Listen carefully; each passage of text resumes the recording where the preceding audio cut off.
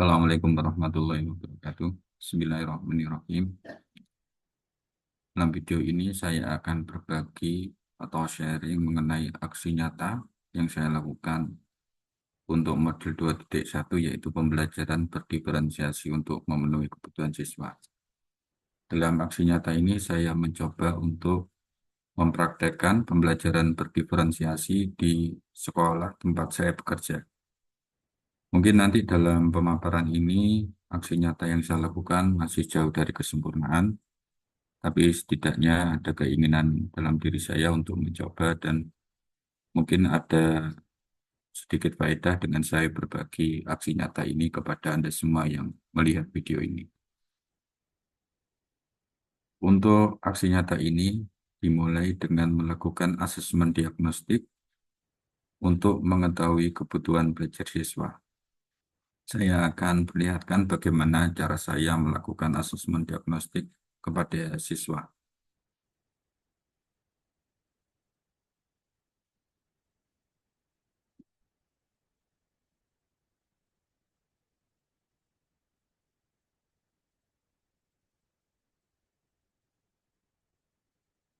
Langkah pertama ketika akan melakukan pembelajaran berdiferensiasi adalah melakukan asesmen diagnostik untuk mengetahui kebutuhan belajar siswa. Kebutuhan belajar itu terdiri dari profil belajar, minat, dan juga kesiapan belajar.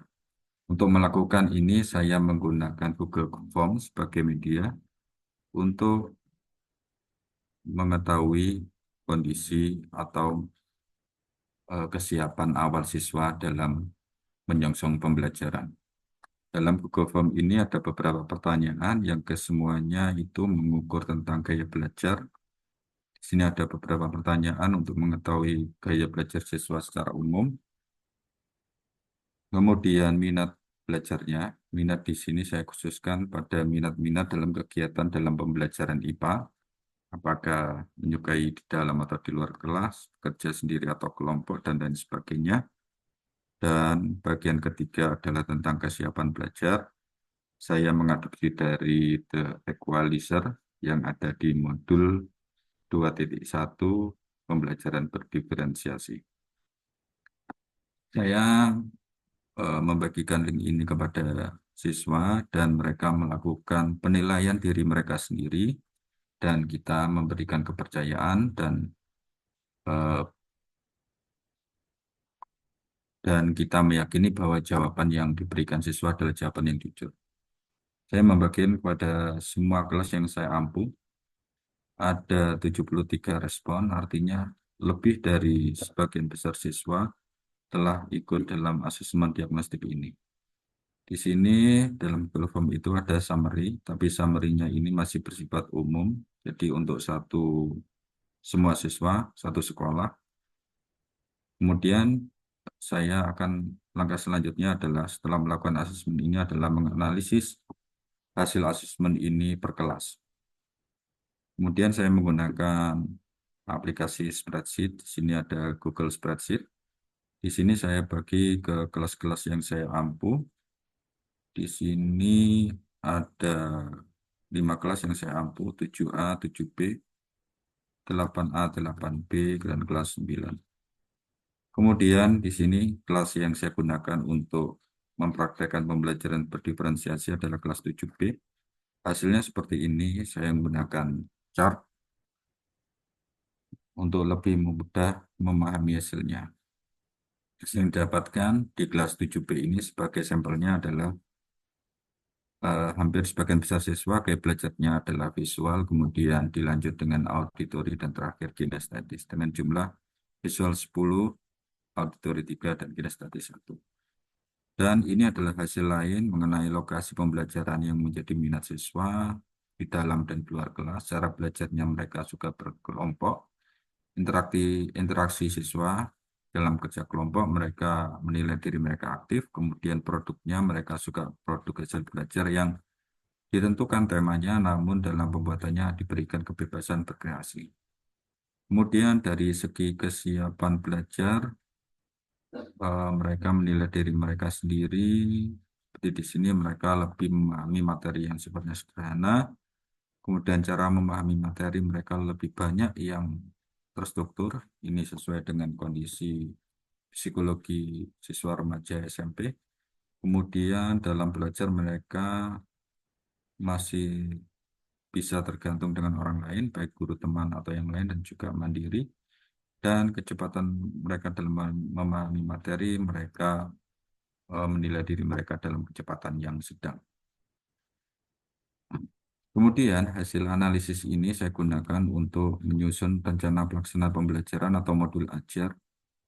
Ini adalah modul ajar yang saya kembangkan untuk kegiatan ini. Jadi saya menyesuaikan dengan alur tujuan pembelajaran yang saya gunakan pada kelas 7B semester 1, yaitu bertepatan dengan materi metode ilmiah dengan lebih ke khusus ke merancang percobaan. Kemudian ini identitas modul. Di sarana prasarana saya menggunakan ada buku siswa, buku guru, buku referensi lain yang menunjang akses internet dan juga peralatan multimedia. Di sini saya ingin menunjukkan bahwa salah satu cara diferensiasi adalah melakukan diferensiasi berbasis konten. Kemudian model pembelajarannya adalah saintifik dengan pendekatan berdiferensiasi. Kemudian kegiatan pembelajarannya dilaksanakan sebanyak 4 CP atau 2 pertemuan. Kemarin baru saya coba di pertemuan pertama, jadi separuh kegiatan masih akan dilaksanakan di pertemuan berikutnya. Jadi sintaks saintifik adalah yang pertama mengamati ada sebuah gambar yang ditunjukkan melalui peralatan multimedia yang merupakan adalah urutan metode ilmiah. Kemudian mengajak siswa untuk berdiskusi dan memberikan pendapat, kemudian memberikan pengantar dan pendahuluan mengenai tahapan metode ilmiah. Kemudian masuk ke fase selanjutnya adalah menanya. Di sini guru pada intinya adalah membimbing siswa untuk mengeluarkan pertanyaan-pertanyaan. Dan kemudian guru membagi siswa dalam kelompok. Dalam kegiatan ini yang telah saya lakukan, di sini siswa diberi kebebasan untuk menentukan sendiri tema rancangan percobaan yang akan mereka buat. Jadi di sini selain diferensiasi berbasis konten, juga saya mencoba menerapkan diferensiasi berbasis proses. Dari kreativitas siswa ada beberapa yang mencoba untuk membuat percobaan atau penelitian, misalnya penelitian tentang pesawat terbang kertas itu bagaimana kalau bentuk sayapnya diubah-ubah, apakah mempengaruhi terbangnya.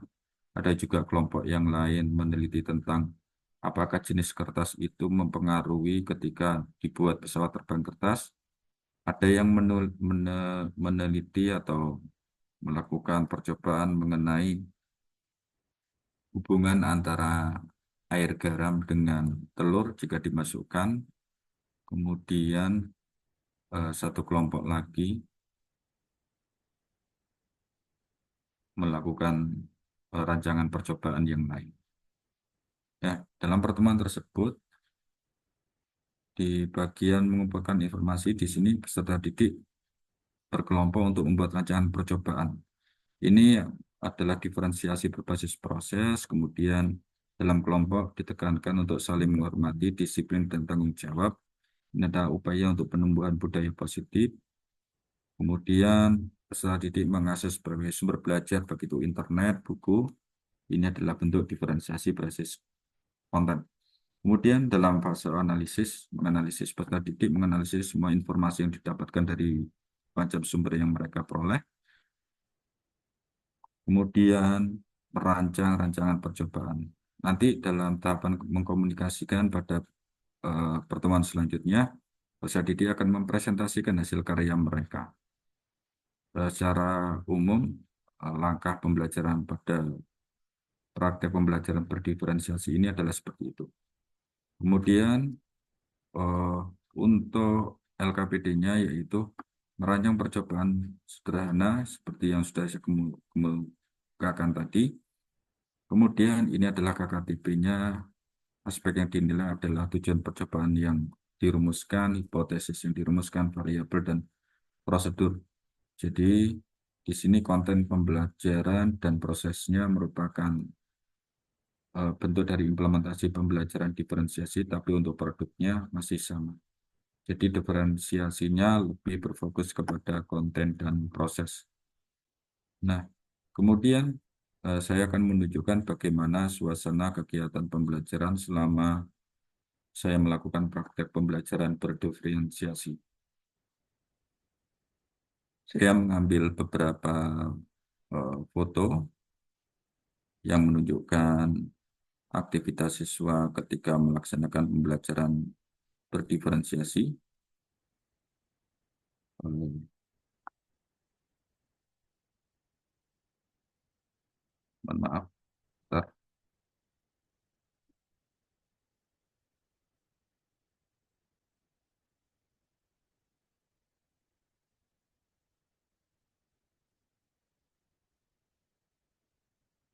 Ini adalah suasana diskusi yang terjadi dalam kegiatan tersebut. Seperti yang Anda lihat di sini ada tab, ada buku, kemudian ada peralatan A3 yang digunakan siswa untuk membuat rancangan percobaan dan mengakses berbagai sumber. Dalam gambar tersebut, siswa juga tidak hanya duduk diam, mereka berdiri saling berinteraksi. Ini mewadai juga kepada anak-anak yang gaya belajarnya kinestetis.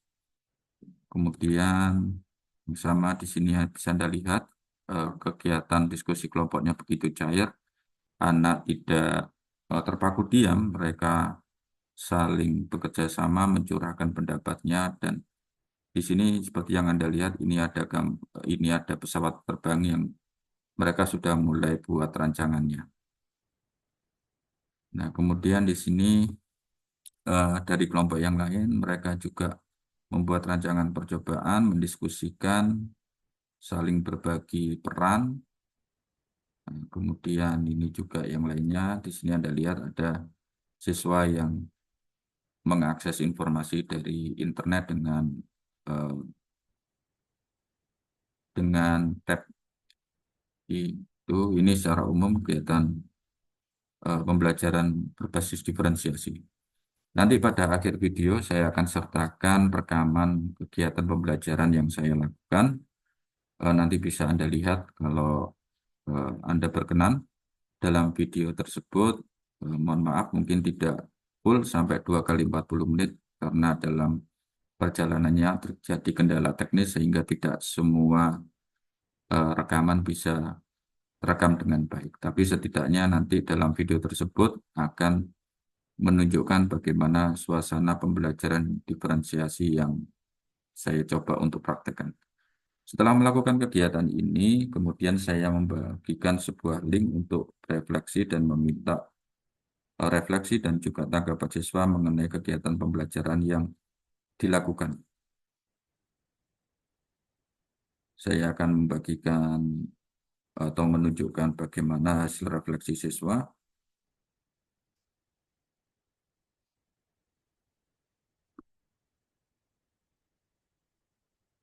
Ini adalah hasil refleksi siswa. Saya kirim dengan menggunakan bantuan Google Form.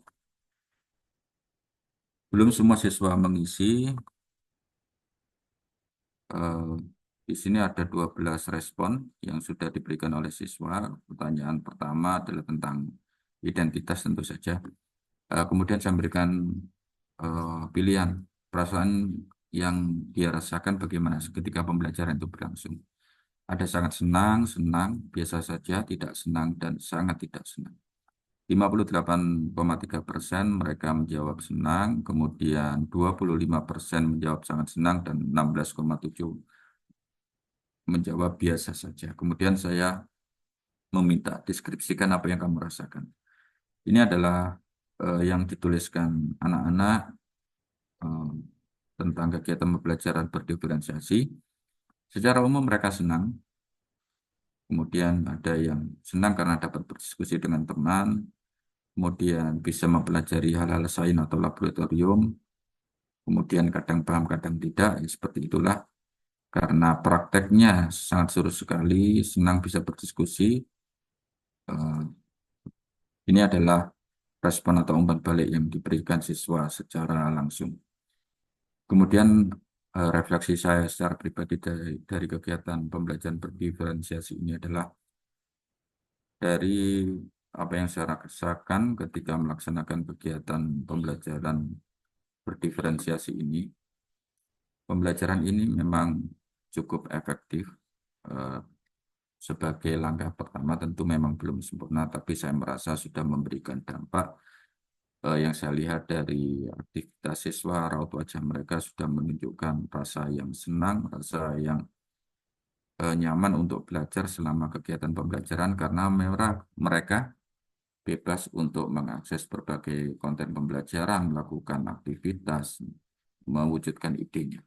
Jadi pembelajaran berdiferensiasi ini eh, sedikit banyak sesuai dengan filosofi pendidikan nasional, yaitu untuk mengantarkan siswa sesuai kodratnya agar bahagia dan selamat. Selain itu, refleksi saya bahwa pembelajaran berdiferensiasi ini memang harus membutuhkan persiapan yang cukup, di mana asesmen diagnostik ini mutlak diperlukan untuk mengetahui keadaan siswa, sehingga kita bisa menyesuaikan kegiatan pembelajaran ini dengan kebutuhan siswa, sehingga pada akhirnya siswa dapat merasakan proses belajar yang menyenangkan, yang sesuai dengan kodrat mereka. Terima kasih kepada Anda semua yang menonton video ini. Di akhir video ini nanti akan saya sertakan juga video praktek pembelajaran. Semoga bermanfaat. Saya akhiri aksi nyata saya dalam modul 2.1 pembelajaran berdiferensiasi untuk memenuhi kebutuhan siswa. Assalamualaikum warahmatullahi wabarakatuh.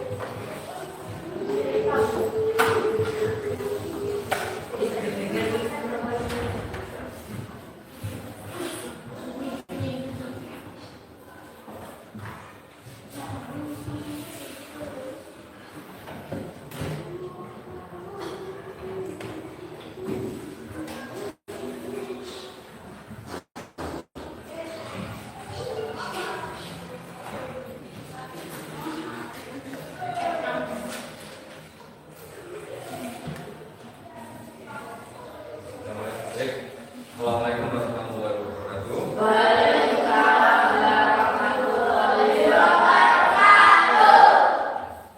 Anak-anak semua, ini kita sudah masuk ke jam terakhir, jam 5. Mungkin kalian di sini sudah ada yang mulai capek, ngantuk. Mulai ngantuk? Tapi jangan dulu, insya Allah nanti kita akan melakukan sesuatu yang menarik. Tapi yang pertama saya ingin tanya, masih ingat dengan materi yang kemarin?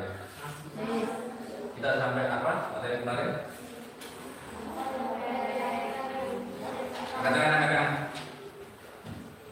Katakan dapat baik. Terakhir kita membahas tentang laboratorium IPA. Oke, laboratorium IPA. Jadi kita akan sebentar.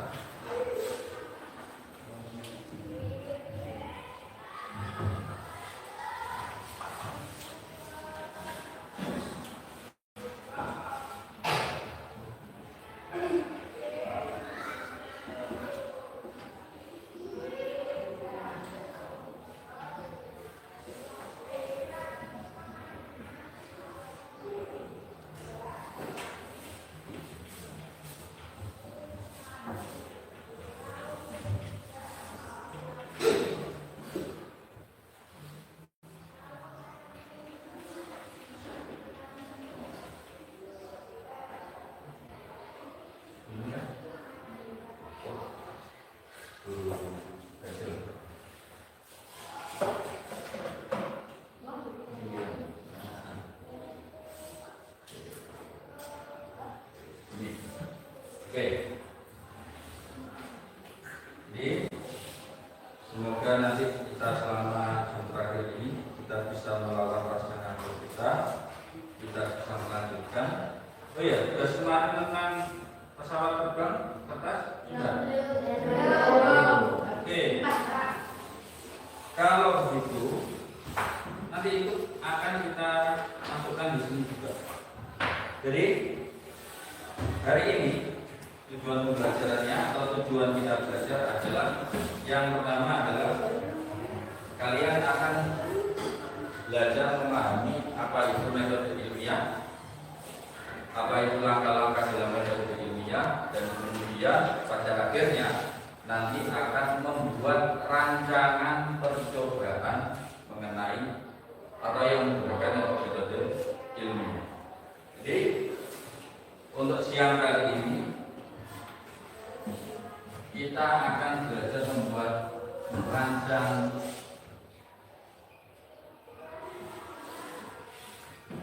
percobaan.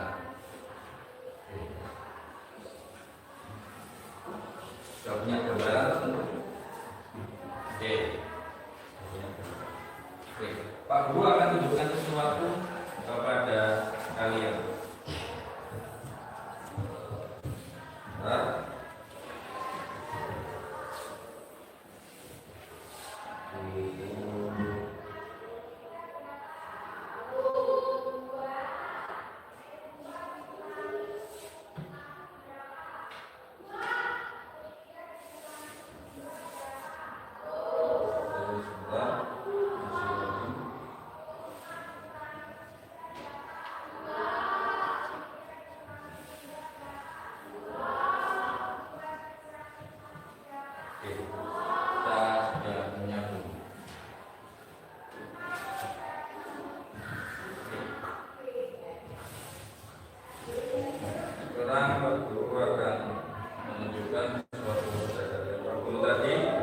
Menonton sebuah gambar,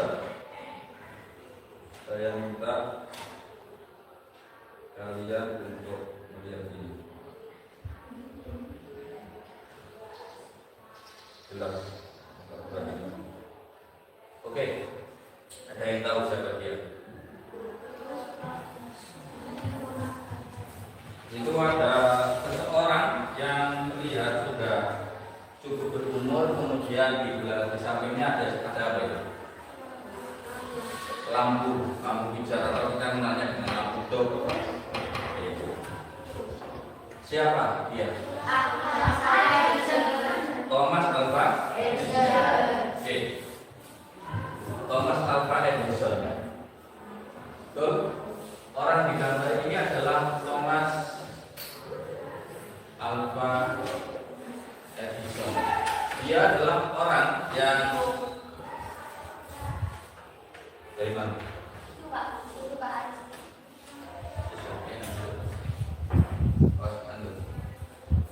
Dia adalah seorang penemu lampu hijau atau lampu dok. Sebelum kita mengenal lampu LED, lampu neon, lampu yang pertama kali mungkin ditemukan adalah lampu hijau. Kira-kira menurut kalian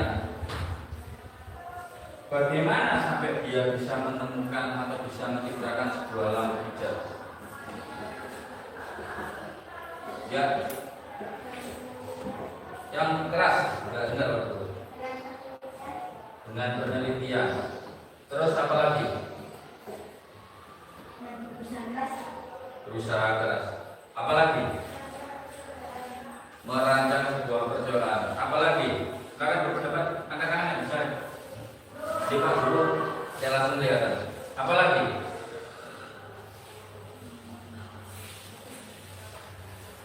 Ya, apa lagi?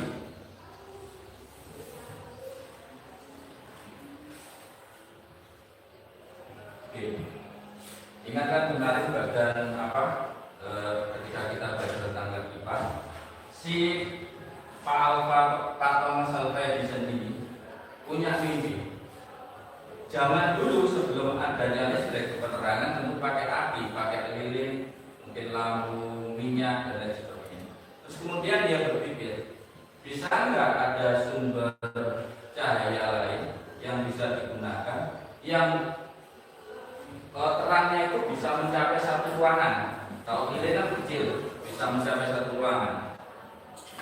punya pertanyaan.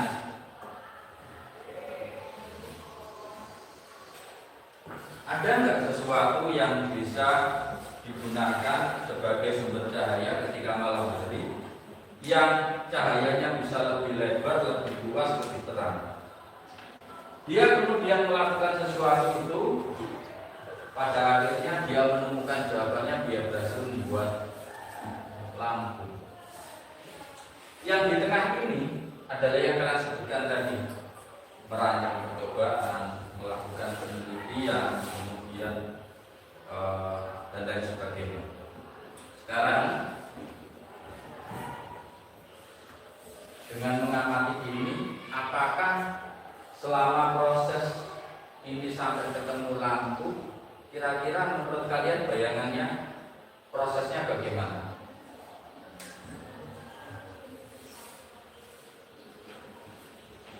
Misalnya kalian disuruh buat roti, apa yang ada di bayangan kalian? Ambil terigu, ambil gula, dia jadi adonan, terus kemudian dipanggang. Ternyata setelah dipanggang ternyata rasanya kurang manis. Apa yang kalian akan setelah itu? Buat adonan lagi, dikasih gula, ternyata terlalu manis malah. Diteliti lagi. Nah, dicoba lagi. Mungkin pada percobaan kelima kalian mendapatkan resep adonan roti yang pas. Selama proses 1, 2, 3 tadi kan kalian lakukan sesuatu. Gulanya ditambahi, dikurangi, ditakar lagi dan lain sebagainya. Proses yang kalian lakukan ketika membuat adonan roti itu adalah mirip dengan proses ketika kita melakukan sebuah penelitian apa saja, mulai dari penelitian yang sederhana, mulai dari penelitian rumit sampai penelitian yang kompleks. Nah, di tengah ini adalah kita sebut dia sebagai metode ilmiah. Lanjut ke gambar kedua.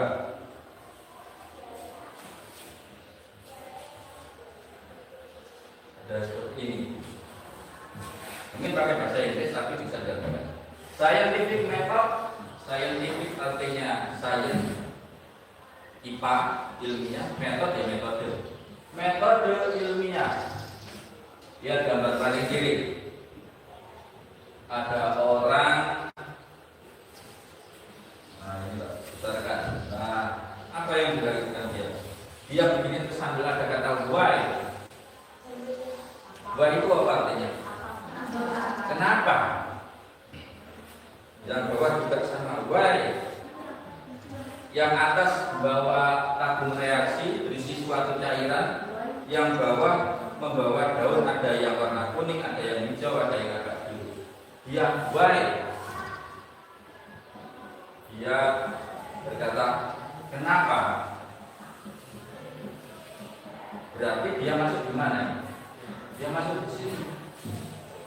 Ada pertanyaan. Kok bisa daun ada yang hijau, ada yang merah, ada yang biru?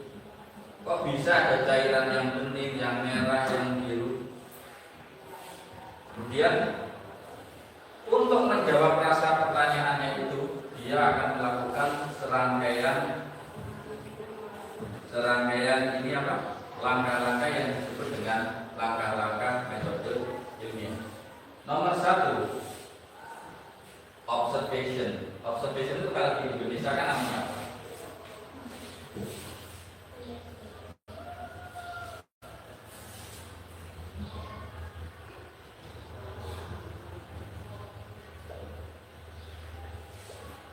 Observation itu kalau di Indonesia kan apa? Observation. Ayo kepalanya diangkat. Yo ngantuk-ngantuk, cuma ya kita sempat saja. Observation, observasi bahasa Indonesia-nya. Artinya apa sih observasi itu? Angkat tangan, angkat tangan. Ayo nggak usah takut. Angkat tangan, angkat tangan. Salah nggak?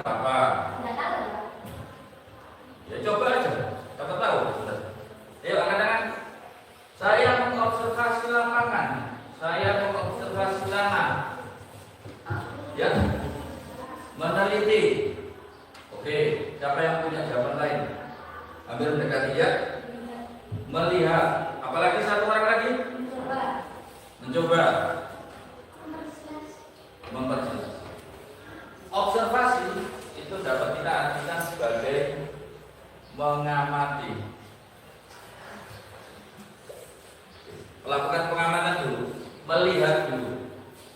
Jadi sebelum kita, misalnya Pak Thomas Alva Edison tadi sebelum dia menemukan lampu, dia melakukan pengamatan dulu. Dia kan mau cari gantinya lilin. Dia pengamatan dulu. Bahan apa ya yang kira-kira bisa berpijak? Dia melakukan pengamatan. Kemudian sumber energinya dari mana ya? Apakah dari minyak? Apakah dari listrik? Dia melakukan pengamatan. Mengamati dulu, mengamati dulu, mengamati dulu, mengamati dulu. Mengapa ya burung kok bisa terbang? Mengapa kapal bisa terapung di air? Nah, dia melakukan pengamatan dulu. Pengamatan ini bisa dengan panca indera langsung. Oh, ini kayu.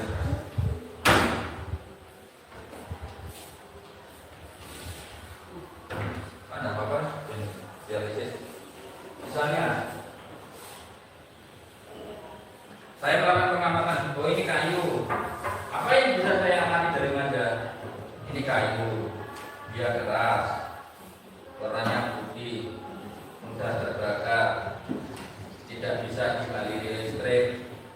Kalau kita punya listrik, disambung ke sini kabelnya, listriknya tidak jalan. Kalau dibakar jadi abu, jadi arang. Nah, yang kita lihat itu semua adalah data-data pengamatan. Sebanyak mungkin kamu mendapatkan data pengamatan, maka percobaanmu akan semakin bagus. Oke. Setelah melakukan pengamatan itu, yang kedua adalah question. Apa question itu?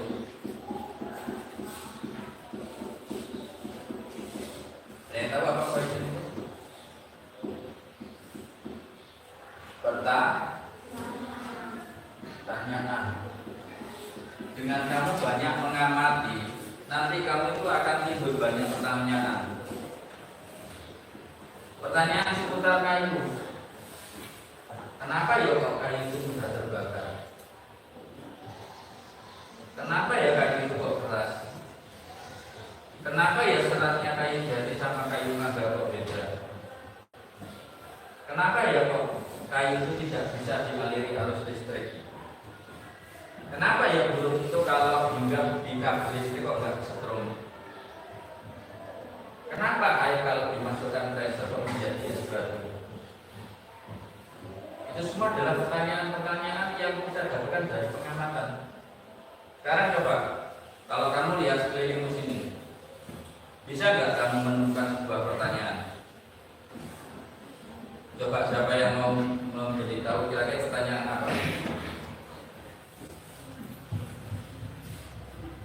Yang ada di sekitar kita. Pertanyaan yang bisa kita jadikan nanti menjadi objek percobaan kita. Apa kira-kira? Apa saja? Ayo. Siapa? Siapa yang mau memberitahu apa pertanyaannya? Ya? Dari mana? Boleh. Siapa lagi yang punya pertanyaan? Gak usah yang muluk-muluk, yang dekat-dekat sini aja. Kenapa ya kalau ada angin petasan yang angin? Pertanyaan. Siapa lagi? Satu orang lagi. Enggak harus tentang angin banyak.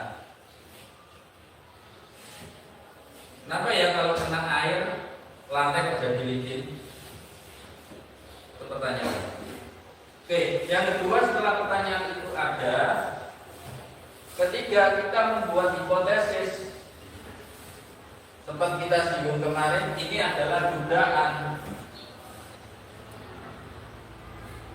Hipotesis atau dugaan ini adalah jawaban sementara, jawaban kira-kira kita, jawaban kita benar-benar bisa salah.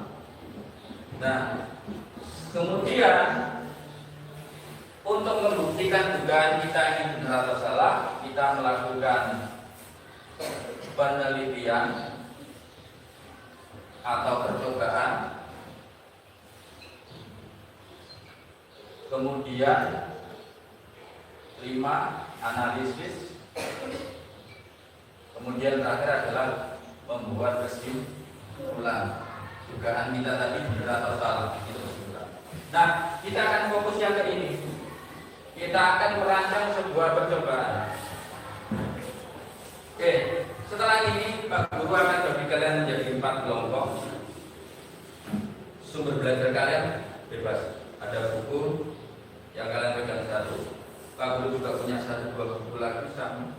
Dan nanti masing-masing kelompok akan saya pinjam sebuah teks, kalian bisa connect ke internet. Nah, sebelum ke situ, tolong dibuka di bukunya tentang merancang percobaan.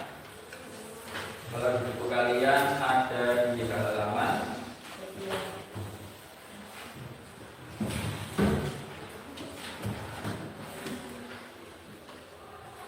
merancang percobaan. Bentar.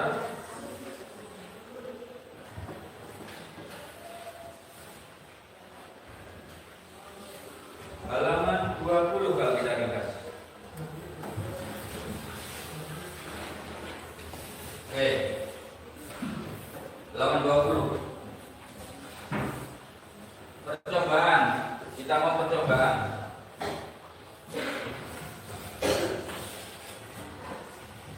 Oke. Sekarang untuk merancang percobaan seperti di halaman 30 itu, yang pertama adalah kita menentukan tujuan percobaan terlebih dahulu. Menentukan tujuan berdasarkan menentukan tujuan percobaan berdasarkan pengamatan keadaan sekitar. Berdasarkan ini, 1, tujuan percobaan itu untuk apa?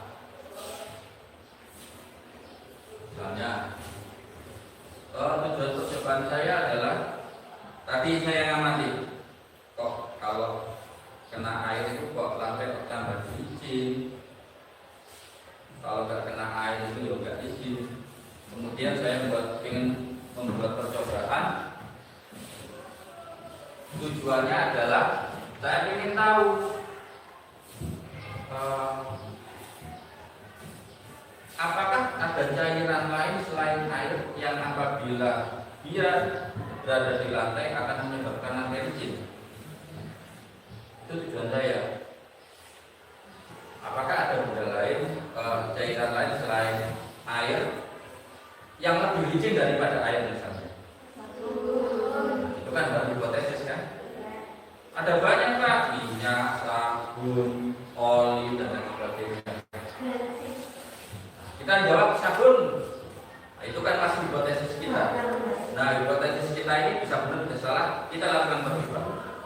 Setelah kita melakukan membuat tujuan percobaan ini, langkah kedua adalah katakan ada di situ. Apa? Angkat tangan yuk. Ya. Menentukan variabel.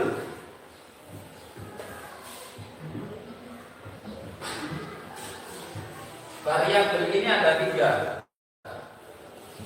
Variabel itu apa sih Pak? Variabel itu adalah semua hal yang kita gunakan untuk di dalam percobaan itu. Ada variabel bebas, ada variabel terikat, terakhir ada variabel kontrol. Variabel bebas itu adalah variabel yang bebas kita ubah-ubah. Contoh misalnya tadi saya mau meneliti cairan yang paling licin. Berarti variabelnya bisa saya ubah apa nih? Cairannya. Berarti variabel bebasnya ini adalah si cairan, sampo, oli, dan lain sebagainya. Variabel kontrol adalah variabel yang tidak boleh berubah ketika dipakai sabun juga oleh berubah, dipakai oli tidak boleh berubah, dipakai minyak tidak boleh berubah. Kira-kira apa?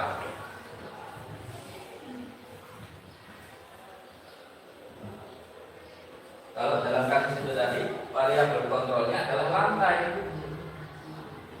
Gak boleh si dine nek oli pakai lantai, kemudian yang satu pakai sprinkler.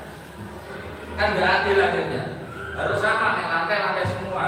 Lalu jika ini minyak, jika ini oli, jika ini sabun, mana yang paling licin? Nah, variabel terakhir adalah variabel terikat. Variabel terikat ini adalah akibat dari kita mengganti ini. Jadi misalnya Pak Guru di sini ada apa? Lantai saya kasih sabun. Kemudian untuk ngetesnya bagaimana? Saya pakai kayu tak dijemur ini. Kalau paling licin nanti kan yang paling jauh. Nah, lihat sampai berapa meter. Misalnya itu berarti dari variabel terikatnya adalah jarak.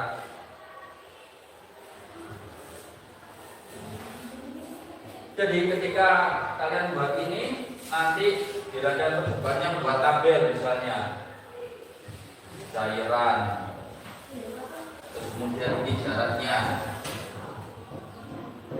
cairan poli si kayu jalan sampai berapa meter ditulis, cairan minyak berapa, cairan sirup berapa. Nah, nanti dari data ini kamu bisa menentukan, oh yang paling jauh, yang paling licin ini. Oke, lanjut. Setelah menentukan variabel alat dan bahan, kita taruh sini ya, untuk alat bahan. Kira-kira kalau percobaan saya ini butuh alat apa saja dan bahan apa saja? Sampo, oli, minyak, air, kayu, lantai. Untuk mengukur jaraknya kita butuh apa? Meteran. Ditulis.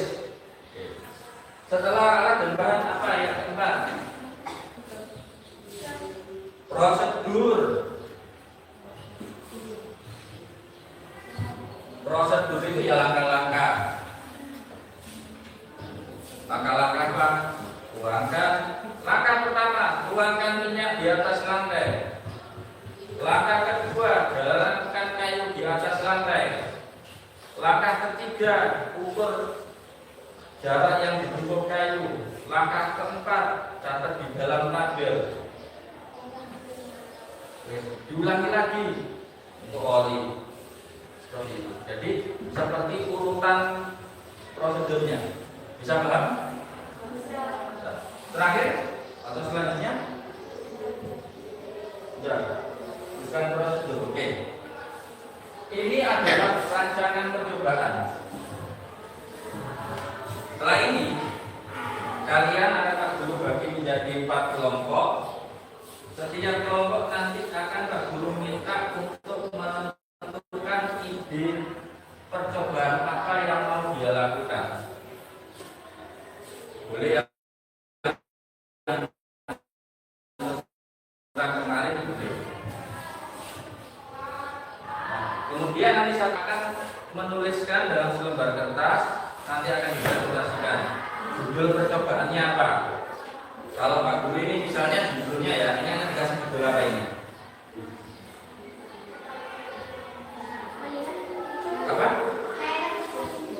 Cairan yang paling licin boleh. Nah, kalian nanti dalam setiap kelompok silakan mencari tema percobaan apa yang bisa kita lakukan di rumah, yang apa? Yang alatnya ada di rumah, yang semuanya bisa kita kerjakan. Nanti Pak Guru akan kasih lengkapan itu, kemudian bisa browsing, kemudian yang perlu kalian buat nanti di presentasi itu adalah tujuannya, variabel bebasnya apa, sertifikatnya apa, variabel kontrolnya apa, alat bahannya apa saja, dan yang terakhir adalah prosedur kontrol. Oke, sekarang waktu bagi menjadi 4 kelompok. Tak dulu tunjuk saja ya. Ada karena kalian juga sama semua. Nanti kalian berkelompok dengan siapa saja, gak usah pilih-pilih. Semuanya di sini adalah temanmu semua.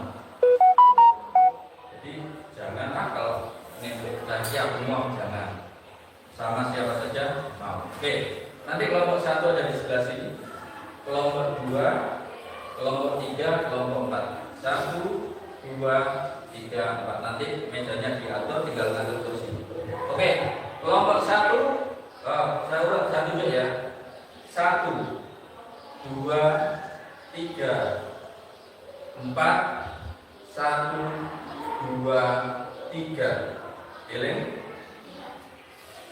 Enggak, diingat-ingat untuk dirinya sendiri. Kamu tak tunjuk nomor berapa, ingat-ingat ya. 1, 2, 3, 4, 1, 2, 3. Oke, yang perempuan sekarang 3 ya tadi ya. 4, 1, 2, 3, 4, 1, 2, 3, 4, 1. Jadi yang saya dapat nomor 1 berkumpul menjadi kelompok 1, nomor 2 jadi kelompok 2, 3 jadi kelompok 3, 4 jadi kelompok 4. Bisa? Yuk silakan mulai. Kelompok mejanya diatur nomor 1 di sini. Kelompok 2, kelompok 3, kelompok 4. Siapa lagi yang dapat nomor 1 angkat tangan? Nah, ini kumpul di sini. Yang nomor 2 di sini. Kelompok 3, yang saya tunjuk dapat nomor 3. Di sini. Yang saya tunjuk dapat. Oke, Pak Guru ambil kan kertas dulu. Kalian sudah penjualnya diatur, pakaian nggak usah di bawah, kursi aja. Ayo silakan.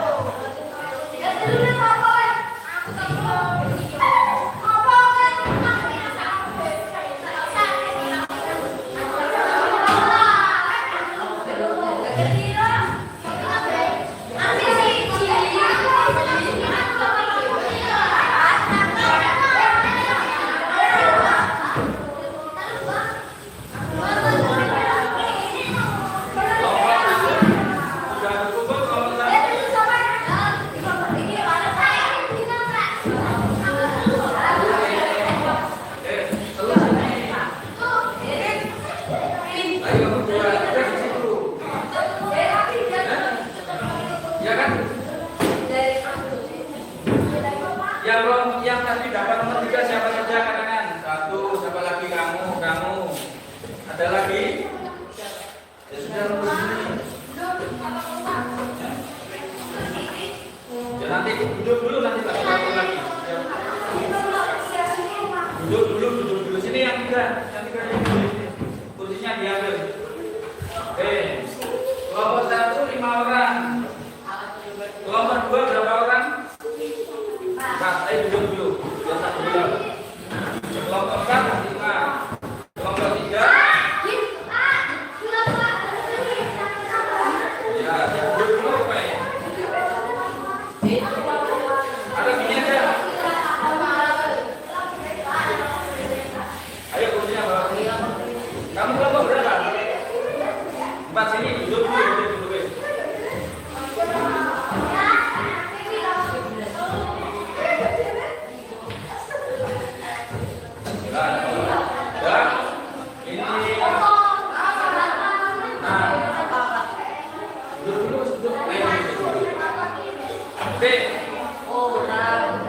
Harusnya 55. Oke. Kamu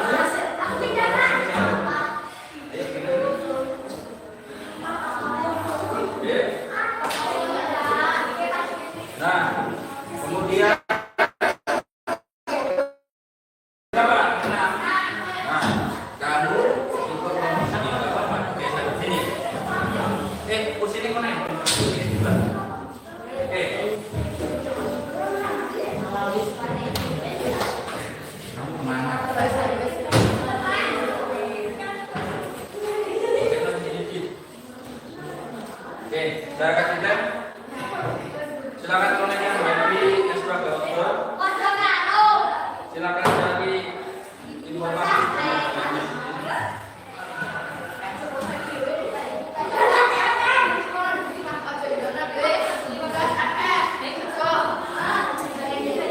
Sudah tahu tadinya? Bukan, duduk. Sebagai outdoor, tadinya ini ya, udah pikir semua gamen. S, M, E, N, 4, dan 1. Kecil gamen. Oke, dan ini selembar kertas nanti buat rancangan percobaan yang menarik dari segi desain warna.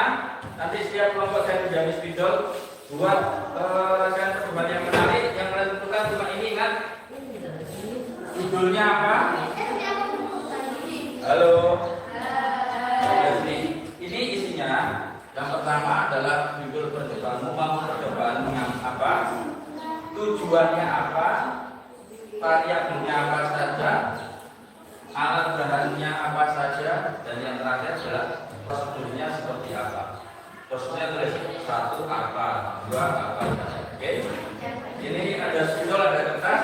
Silakan buat sebagus mungkin. Nanti saya foto, saya tampilkan di sini. Setiap kelompok akan mempresentasikan rancangan percobaan.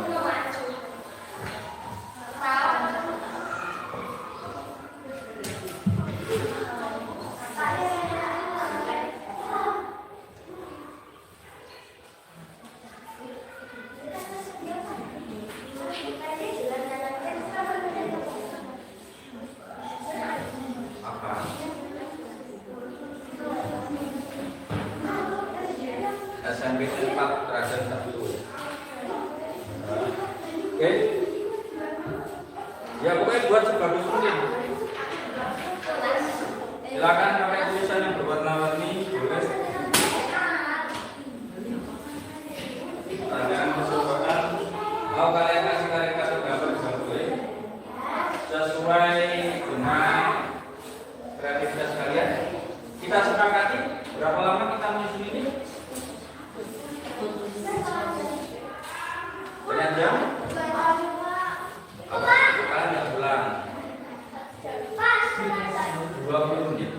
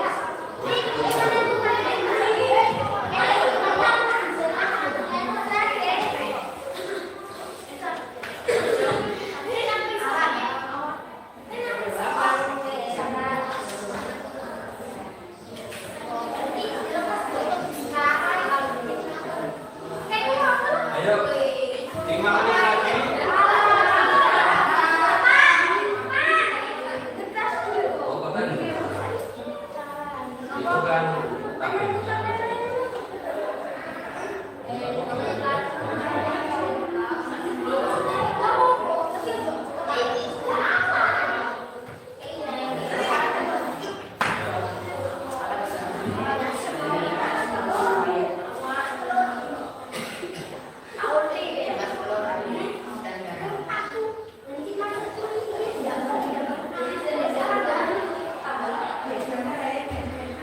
Oke, 5 menit lagi kita presentasikan ya. Banyak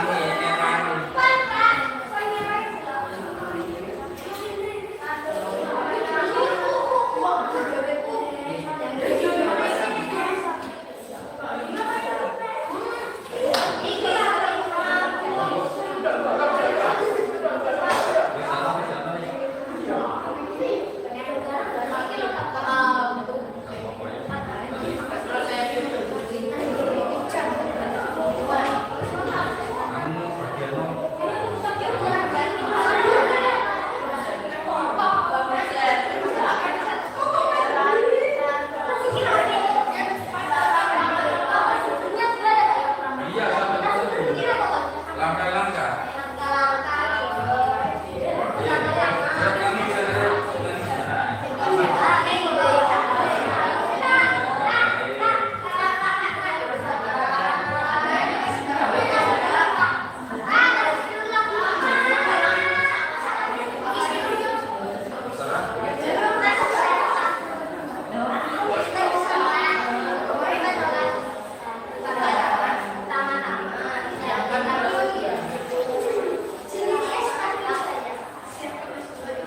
Kalau membuat prosedur seperti itu loh, yang ada di bungkus instan, masukkan ke dalam air, masak selama 5 menit. Ayo sekarang.